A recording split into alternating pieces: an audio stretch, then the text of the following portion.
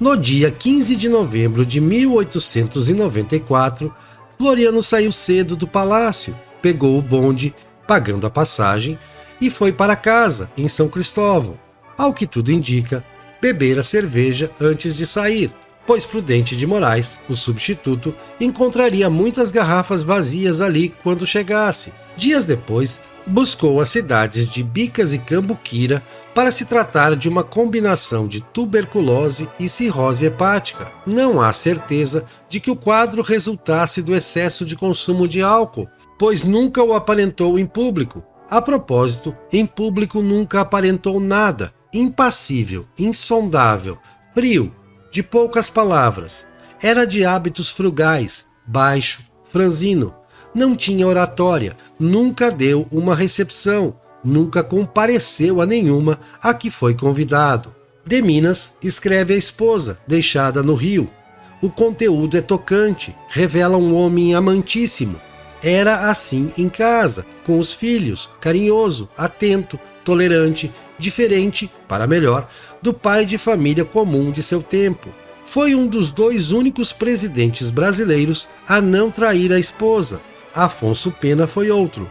Josina Vieira Peixoto, sua prima em primeiro grau, desposara quando ela tinha 14 anos, ele 32. Um casal unido, harmônico, do qual surgiriam 8 filhos. Tinham nascido ambos em Ipioca, parte do município de Maceió. Ele no engenho Riacho Grande, filho de Manuel Vieira e Ana Joaquina. Ela do coronel José Vieira de Araújo Peixoto, irmão mais rico de Manuel, dono de engenho vizinho. É esse coronel que apoiaria o sobrinho, o colocando para estudar no Colégio Espírito Santo, dos filhos da elite alagoana. Depois no Rio, em que aos 18 anos Floriano ingressa na escola militar. Logo seria chamado a lutar na Guerra do Paraguai, da qual regressaria tenente-coronel. Ao regressar, completa a formação superior em ciências físicas e matemáticas. Passaria temporadas em sua propriedade rural de Alagoas.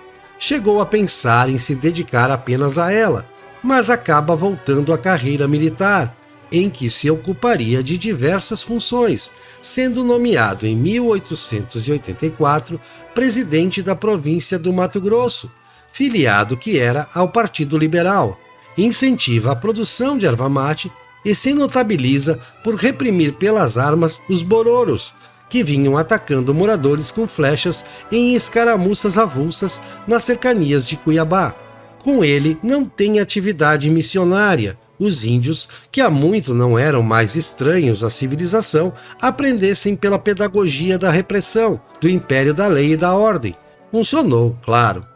Inventou-se um passado republicano para ele, tão longe quanto o início da década de 1870. É possível, muito conveniente, não é coerente. Floriano não era monarquista, não era republicano, não era positivista, tentou tirar o ordem e progresso da bandeira, não era corporativista, não era socialista ou algo assim. Em carta a um de seus poucos amigos, reclamou das elites envilecidas, se referindo aos políticos e funcionários públicos, uma queixa de homem comum. Ao ver a resistência de Solano Lopes, lutando até o fim em 1870, chegara a comentar: "É de um homem assim que o Brasil precisa." Também admirava Napoleão Bonaparte. O que pensava sobre como governar só sabemos pelos relatórios oficiais de seu governo efetivo. Se o manifesto que deixa aos seguidores a título de testamento político tem tons dramáticos e menciona tanto Deodoro quanto Benjamin Constant, parece coisa de seu hábito de dissimular, como o fizera em 1889, investido na alta posição de ajudante-geral do Exército, número 2 da instituição, quando não agiu para evitar o golpe, mas o faria se sentisse que Deodoro e seus comparsas fracassariam. Quando viu o fato consumado, cumpriu a palavra dada antes secretamente ao colega de farda alagoano. Juntou-se à República. Em fevereiro de 1891, é eleito vice-presidente pelo Congresso por maioria mais folgada do que a obtida por Deodoro para presidente. As duas eleições eram separadas e o candidato de Deodoro era outro. Ao longo daquele ano, a situação do Supremo Mandatário vai se deteriorando. Pode assegurar ao senhor generalíssimo que me terá sempre a seu lado em toda e qualquer emergência, diz Floriano ao barão de Lucena, valido do presidente que fora à sua casa sondar sua lealdade. Fora contra a vontade de Deodoro, e advertir a Lucena sobre não poder contar com a palavra do vice, apontando nele defeitos de personalidade. Quando Deodoro dá o alto golpe, com apoio dos governadores dos estados, fechando o Congresso, Floriano espera em casa a ação da armada. Ao se dar conta da posição militar vantajosa do contra-almirante Custódio de Melo, o presidente manda chamar Floriano para lhe entregar a renúncia e, consequentemente, todo o poder. Os dois chegam a trocar um abraço, sem afeto, porém. 2 anos depois, o mesmo Custódio de Melo tentaria depor Floriano, que não convocara eleições para presidente, como determinava a Constituição.